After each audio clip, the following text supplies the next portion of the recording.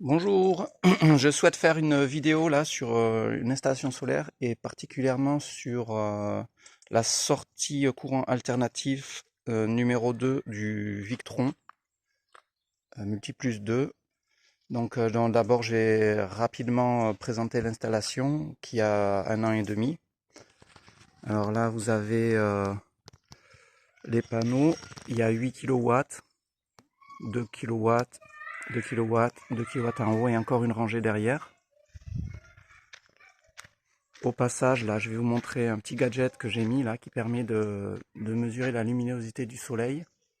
Vous allez comprendre à quoi ça sert plus tard. Donc l'installation, voilà, une installation assez classique, hein. Tout le monde la reconnaîtra. Donc pour les plus novices, j'explique le principe. Donc le courant des panneaux, il arrive sur ce tableau de bord qui permet de couper le courant. Et ensuite, il part dans les régulateurs de charge, ici, qui vont charger les batteries en haut. Il y a 37 kWh de batterie. Alors l'installation, elle est en 48 volts. Donc l'onduleur ici en 48 volts, qui prend du 48 et qui renvoie vers la maison en 220 volts. Petit détail, bon, les fusibles indispensables, hein. Aussi pour les entrées, les parafoudres, mais ça c'est pas indispensable.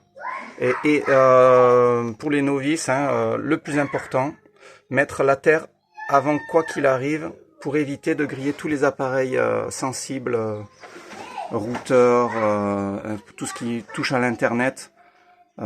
Et puis pour votre propre sécurité avec les appareils de base, hein, les disjoncteurs différentiels. Ça, bon, c'est un petit gadget que j'ai rajouté. Ça permet d'équilibrer les tensions de batterie. Donc vous voyez marqué dessus, le nom c'est batterie balanceur, exactement. Ça permet de prolonger et de prévenir, de prolonger la durée de vie des batteries et de prévenir les problèmes. Donc venons-en au sujet que je souhaite aborder. Donc c'est la sortie auxiliaire 2, la sortie AC ou 2, courant alternatif, deuxième sortie. Ça c'est le courant qui alimente la maison. Ça c'est le courant que je vais pouvoir utiliser en surplus en journée. Donc cet appareil, il y a un relais à l'intérieur. Moi, je le programme de manière à ce que celui-là s'ouvre à partir du moment où les batteries sont chargées. Je ne me souviens plus les valeurs, c'était 53,6 volts. À partir de cette tension-là, j'envoie le courant dans cette boîte qui va me permettre d'allumer des appareils non prioritaires. Donc qu'est-ce que c'est qu'un appareil non prioritaire? Par exemple, moi je fais du pompage de l'eau. J'ai deux pompes, je pompe sur deux niveaux. Et ces appareils qui consomment entre 1000 et 1500 watts. Ensuite, qu'est-ce que j'utilise aussi? J'ai une climatisation. Attendez. Une climatisation, et bien vous pouvez brancher tout ce que vous voulez, hein, une voiture électrique, un élévateur, voilà. Donc vous chargez dans les heures où le soleil produit. Donc on va s'arrêter là pour les détails. Alors,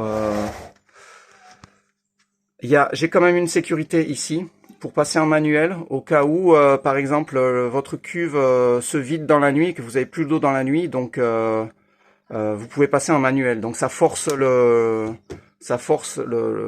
courant à passer, hein. Ça vient de là-haut, de la sortie 1, ça vient alimenter le tableau de bord. Ça, c'est rare que ça fonctionne. Mais ça peut arriver, donc il faut être prêt à passer en mode manuel. Donc la base, hein, un disjoncteur différentiel, hein, pour la sécurité. Ensuite, j'ai rajouté deux gadgets non indispensables, mais qui peuvent être intéressants. Par exemple, bon là, je l'ai branché sur l'appareil, je l'ai branché sur un disjoncteur, hein, c'est obligatoire. Donc c'est cet appareil qui est là-haut, qui mesure le courant de la sortie 1. Donc ça permet d'éviter d'avoir les appareils qui consomment en même temps. Admettons que mon épouse allume l'aspirateur et que en journée, la pompe est en train de fonctionner. Donc lui, il va mesurer le courant. Il y a un petit bouton réglable. Quand l'intensité dépasse, la puissance dépasse 600 watts, c'est moi qui le règle, c'est à votre guise. Ça vient couper le pompage. Donc là, ça passe par un relais. Alors je suis pas un technicien, moi. Peut-être le vocabulaire, je me trompe. C'est un relais, donc là, il allume deux interrupteurs normalement fermés. Je crois qu'ils sont normalement fermés. Ensuite, j'ai ajouté un autre gadget, pareil, non indispensable, mais qui quand même me permet d'éviter d'avoir en début de journée et en fin de journée les pompes qui se mettent à s'allumer et à s'éteindre. Parce que en fin de journée, lui, en début de journée et en fin de journée, s'il y a une faible luminosité, il va se mettre à s'allumer, à s'éteindre. Par exemple, si vous avez 400 watts de panneaux solaires qui rentrent, ça va suffire à charger les batteries. Lui, il va s'allumer, il va enlever le courant là-dedans. Et quand les pompes elles vont s'allumer, elles vont consommer 1500 watts. Donc, lui, il va dire, il y a suffisamment de courant dans les batteries pour envoyer la puissance. Mais lui, il va tirer dans les batteries. Et du coup, la tension de batterie va chuter. Et ça va couper.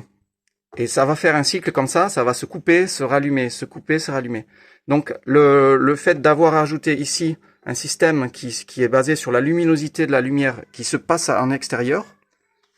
Donc la luminosité, c'est cet appareil là que je vous ai montré tout à l'heure, dehors là, capte la luminosité. Et donc moi j'interdis d'envoyer le courant sur les pompes tant que les panneaux solaires ne produisent pas 1500 watts.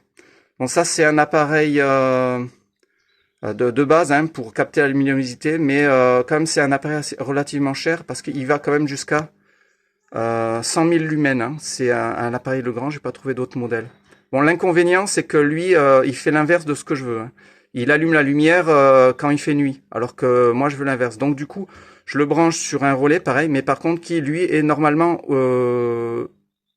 fermé. Voilà.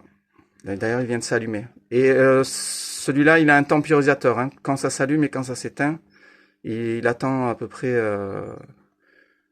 une minute.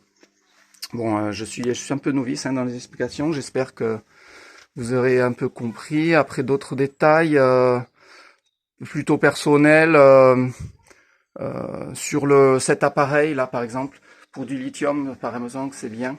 Mais j'ai acheté une version GX. Donc vous avez le petit ordinateur Victron là qui enregistre les données. Je suis pas très content de ça. Ça c'est une petite vengeance là. Victron pas terrible. Donc c'est bien, c'est pas indispensable. Mais surtout ça marche pas. Et autre souci, c'est que j'ai eu énormément de difficultés à le brancher parce qu'en fait il n'est pas fait pour des batteries. Donc j'ai dû utiliser une vieille technologie là, le VE Direct au lieu d'utiliser celle-là. J'ai passé un petit moment à galérer. Le spécialiste de Allo Solar, il était vite largué et le service après-vente Allo Solar, alors c'est très bien Allo Solar, c'est pas cher, mais le service après-vente c'est zéro. Donc voilà, petite installation. Ça c'est bien, donc ça c'est bien, ça vous permet d'éviter d'user les batteries. Ça permet d'éviter de consommer plusieurs appareils en même temps, de cumuler et de dépasser la puissance. Bon, j'ai du mal à dépasser, c'est un 5000. Mais par exemple, si vous avez un petit appareil, un 3000 watts, un volt-ampère, un 3000 volt-ampère, ça peut être bien utile, ça. Voilà, bon, merci. J'espère que vous passerez une bonne journée et que ça vous inspirera.